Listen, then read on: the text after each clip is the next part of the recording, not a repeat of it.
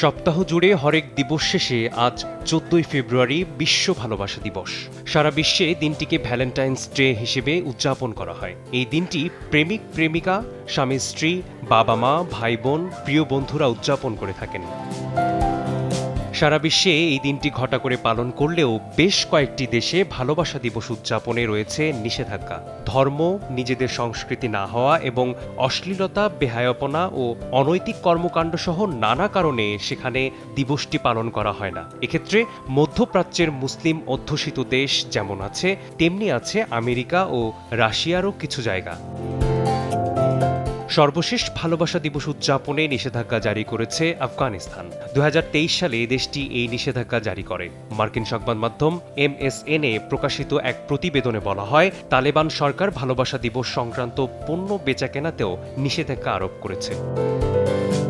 পাকিস্তান সরকারও ভালোবাসা দিবস উদযাপনে নিষেধাজ্ঞা দিয়েছে। ইসলামাবাদ হাইকোর্ট দেশটিতে ভালোবাসা দিবস পালন নিষিদ্ধ করে। এছাড়া ইরানেও সরকারের পক্ষ থেকে এই দিবসটি পালনে সাধারণ মানুষকে নিরুৎসাহিত করা হয়। তাদের মতে এটি একটি পশ্চিমা সংস্কৃতি, যার সঙ্গে ইরানের কোনো সম্পর্ক নেই।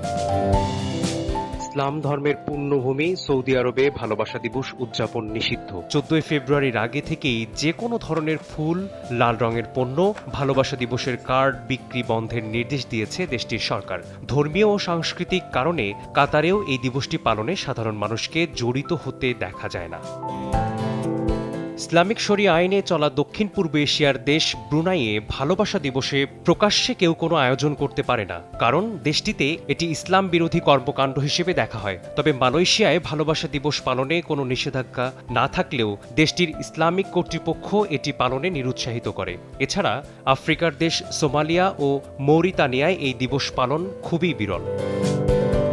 তবে এক্ষেত্রে আমেরিকার নাম আসাটা একটু অবাক করার মতো। উদার ব্যক্তি স্বাধীনতার দেশটির ফ্লোরিডা অঙ্গরাজ্যে ভালোবাসা দিবস উদযাপনে সরকারি নিষেধাজ্ঞা রয়েছে। এছাড়া রাশিয়ার বেলগ্রাডে ২০১১ সালের ১৪ই ফেব্রুয়ারি ভালোবাসা দিবসের অনুষ্ঠান নিষিদ্ধ করা হয়। কর্তৃপক্ষ জানায়, আধ্যাত্মিক নিরাপত্তা বজায় রাখতে এই নিষেধাজ্ঞা জারি করা হয়েছে।